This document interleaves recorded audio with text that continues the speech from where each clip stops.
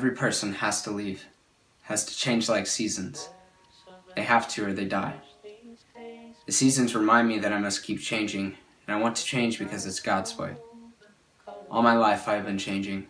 I changed from a baby to a child, from soft toys to play daggers. I changed into a teenager to drive a car, to a worker to spend some money. I will change into a husband to love a woman, into a father to love a child, change houses so we are near water, and again so we are near the mountains, and again so we are near our friends. Keep changing with my wife. Keep getting our love so it dies and gets born again and again like a garden fed by 4 seasons, a cycle of change. Everybody has to change, or they expire. Everybody has to leave. Everybody has to leave their home and come back so they can love it again for all new reasons. I want to keep my soul fertile for these changes, so things keep getting born in me, so things keep dying when it's time for things to die, and I want to keep walking away from the person I was a moment ago because a mind was made to figure things out, not to read the same page recurrently. Only the good stories have characters different at the end than they were at the beginning, and the closest thing I can liken life to is a book. The way it stretches out on paper, page after page, as if to trick the mind into thinking it is all happening at once. You see, time has pressed you and me into a book too, this tiny chapter we share together, this vapor of a scene, pulling our seconds into minutes, and minutes into hours. Everything we were is no more, and what we become will become what was. This is from where our story stems, the stuff of its construction lying at our feet like cut strips of philosophy. I sometimes look into the endless heavens, the cosmos of which we can't find the edge, and ask God what it means. Did you really do all of this to dazzle us? Do you really keep it shifting, rolling round in the pinions to save off boredom? God forbid your glory would only be our distraction. And God forbid we would ignore your glory. It's the living book, this life.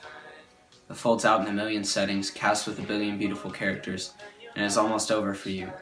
It doesn't matter how old you are, it is coming to a close quickly, and soon the credits will roll and all your friends will fold out of your funeral and drive back to their homes in cold and still in silence. And they'll make a fire and pour some wine and think about how you once were, and feel a kind of sickness at the idea that you will never again be. So soon, you will be in that part of the book where you're only holding the bulk of the pages in your left hand and only a thin wisp of the story in your right. You will know by the page count, not the narrative, that the author is wrapping things up.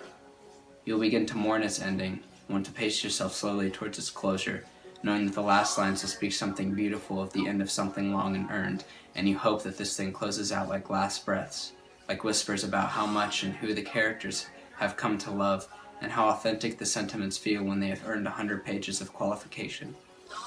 And so my prayer is that your story will have involved some leaving and some coming home, some summer and some winter, some roses blooming out like children in a play.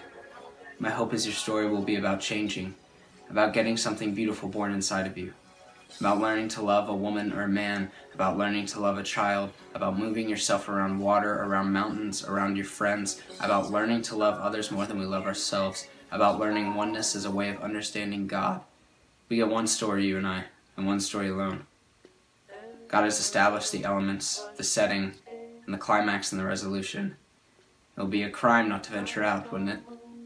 It might be time for you to go. It might be time to change, to shine out. I want to repeat one word for you. Leave.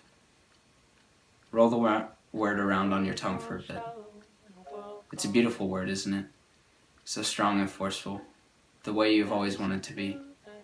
And you will not be alone. You've never been alone. Don't worry. Everything will still be here when you get back. It'll just be you who's changed.